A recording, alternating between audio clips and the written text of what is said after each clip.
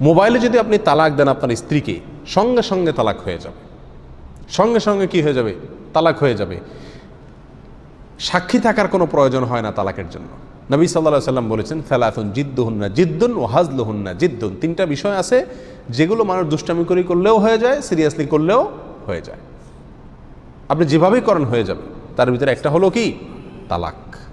অতএব মোবাইলে আপনি স্ত্রীর সাথে রাগারাগের একটা পর্যায়ে তাকে তালাক দিয়ে দিলেন, এরপর মোবাইল ফোন কাইটা চিন্তা করলেন, হায় হায় করলামটা কি? বা কিছুদিন পরে মাথা ঠান্ডা হওয়ার পর চিন্তা করলেন করলামটা কি?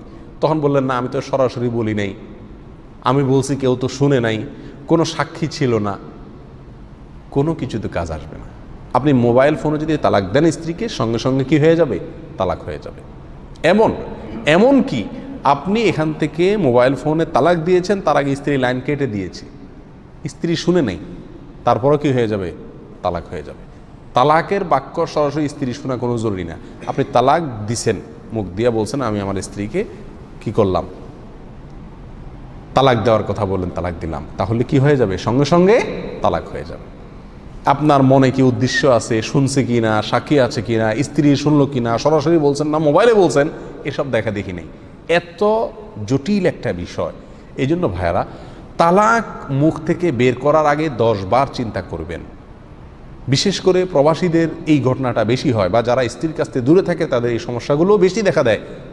সামনাসামনি থাকলে স্ত্রীর উপর রাগারাগি হলে তো মারামারি কাটাকাটি করে গন্ডগোল করে আচার বিচার করে অন্তত কিছুটা রাগ কমানো যায়, কিন্তু দূরে থাকলে তো বেচারা রাগ কমানোর কোনো ঝাড়ার কোনো উপায় পায় না। মোবাইলটা আসার দিয়েও তো লাভ নাই, কারণ স্ত্রী তো দেখে না, দূরে আছে, নিজের লস। তো এই জন্য তালাক দিয়ে দেয়। অত্যন্ত জঘন্য একটি বিষয়।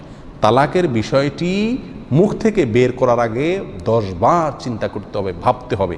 এটা রাগের মাথায় হুট করে বলার মতো জিনিস না, ঘটে যাবে ছুরির মতো, এটা ঢুকায় দিবেন, কেটে যাবে, এরপর আপনি জিহ্বা কামড় দিয়ে কোনো লাভ হবে না। বেশিরভাগ লোক তালাক দেওয়ার পরে ফিরে আসলো আমাদের কাছে কোনো ফাঁকফোকর বের করার জন্য। কোনো ফাঁকফোকর নেই। মোবাইল ফোন আপনি তালাক দিলে সঙ্গে সঙ্গে কী হয়ে যাবে? তালাক হয়ে যাবে। আল্লাহ তাআলা আমাদেরকে সাবধান হওয়ার তৌফিক দান করুন।